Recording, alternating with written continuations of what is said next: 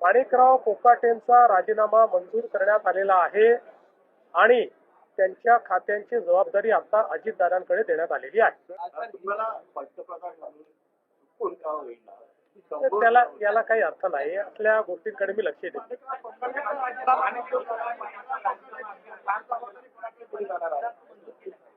माणिकराव कोकाटेंचा राजीनामा मंजूर करण्यात आलेला आहे आणि त्यांच्या खात्यांची जबाबदारी आता अजितदादांकडे देण्यात आलेली आहे. त्या संदर्भात लगेच आपली टीम त्या ठिकाणी कार्यरत झालेली आहे. हे सगळे वाढते प्रकार अत्यंत गंभीर आहेत. म्हणूनच आपण आता रेस्क्यू सेंटर्स तयार करायला मोठ्या प्रमाणात काम सुरू केलेलं आहे. बिबटे देखील आपण पकडतो, पण रेस्क्यू सेंटर तयार करून त्याच्यामध्ये बिबटे सोडणं हे आता महत्वाचं आहे. त्याकडे अतिशय वेगानं काम चाललेलं आहे. झालं आता सांगितलं. पॅकेट मोठं समोर आलेलं आहे महाबळेश्वरच्या इथे आणि त्याच्यामध्ये विरोधकांचं असं म्हणणं आहे की एकनाथ शिंदेच्या निकटवर्तीयांचे त्यांच्या नातेगोत्यांमध्ये कारखाने आहेत.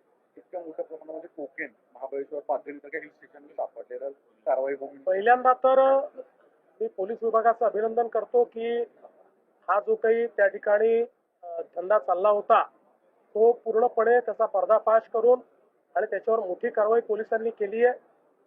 या संपूर्ण प्रकरणामध्ये जाणीवपूर्वक राजकीय दृष्ट्या कुठेतरी उपमुख्यमंत्री एकनाथराव शिंदेजींचं नाव आणण्याचा जो प्रयत्न चाललेला आहे तो चुकीचा आहे, तो निषेधार्ह आहे. कुठल्याही पद्धतीनं आतापर्यंतचे जे काही एव्हिडन्सेस आहेत त्यात त्यांचा किंवा त्यांच्या परिवाराचा या ठिकाणी कुठलाही संबंध दुरान्वयानेही आलेला नाही.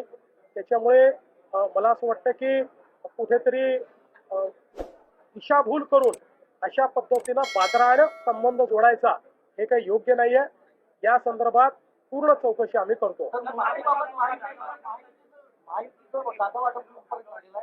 चांगल्या पद्धतीनं चाललेलं आहे. आमचे जे दोन्ही कडचे नेते आहेत हे नेते नीट महायुतीचं जागा वाटप करतायत.